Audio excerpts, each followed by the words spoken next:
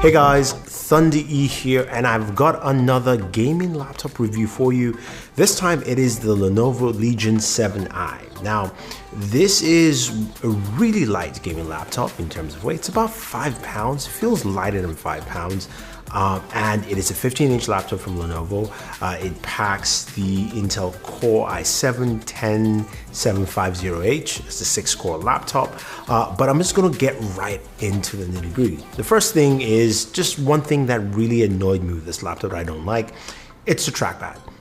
Trackpad, basically once you press down, you can see a gap between the trackpad and the keyboard, which is a bit annoying. And also the second mouse click takes up most part of the trackpad, which I just found quite annoying. But of course, it's a gaming laptop. I'm using a wired or wireless mouse, so that's actually fine.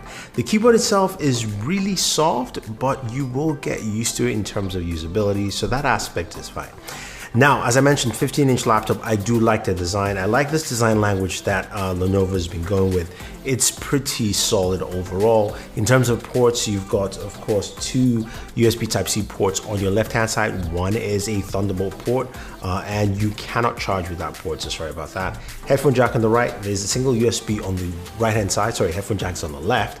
USB on the right. Then when you move to the back of the device, you've got your Ethernet port, you've got 2 USBs, HDMI out, and of course the charging port.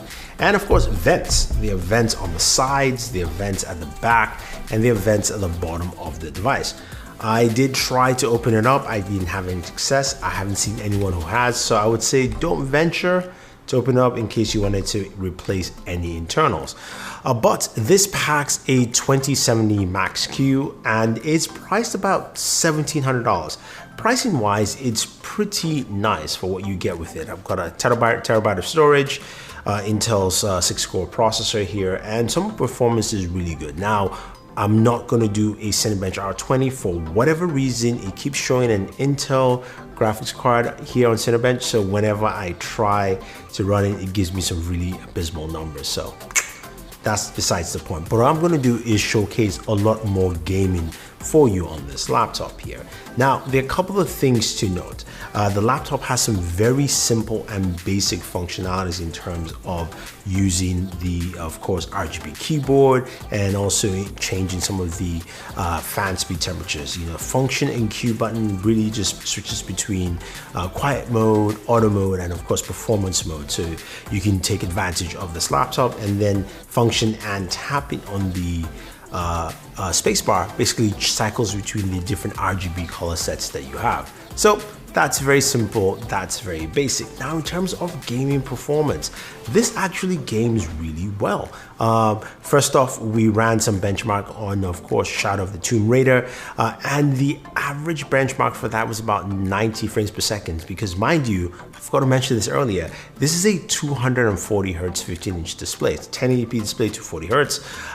Really nice, especially at that performance rate, to get 90 Hz for Tomb Raider at, of course, ultra or max settings. Now when we move over to Doom Eternal and we run this at of course max settings there, we're getting roughly between 114 frames all the way to 70 frames per second. The average was about 140 frames per second running Doom Eternal on this 240 Hz display. So you can see where as far as the 2070 Max-Q will actually push you in terms of gaming. Then finally, of course, playing some COD Warzone. Warzone we're doing between about 89 to about 100 frames per second, which is really nice. It ran really well. 240 Hz, again, playing at that faster frame rate really gives you much more in terms of just performance. Now, with all that at performance, what kind of temperatures were we getting? Temps went up to about 105 degrees. What I really like about this laptop, it stays cool. It stays really, really cool. I like that. I like the fact that I don't feel like my fingers are burning. With some laptops I've used this year, which were great performance, but you know, this actually stays pretty cool in terms of gaming performance for a gaming laptop. Now, when you're talking about sound, how loud is it? Because of course the fans are going to kick in much higher, and in performance mode with the fans, blowing up, it didn't pass 57 decibels, which was actually pretty nice to see.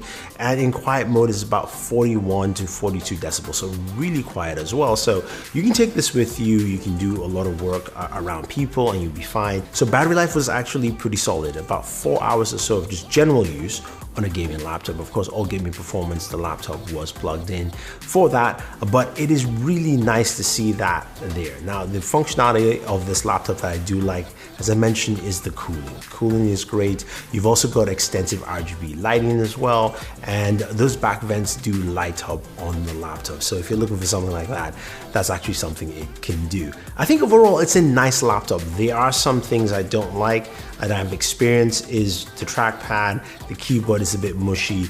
Also, the front-facing camera, it's 720p. It's really not worth it. There's no Windows Hello functionality in there. It's literally just using your pen if you want to log into the laptop and use. But the gaming experience for me was really solid. I like that, and I think you're getting a decent deal here. But if some of those things are things that you don't care about, and if maybe the trackpad is something that's really important, then this might not be the laptop for you. But I thought the overall experience was really solid overall for me.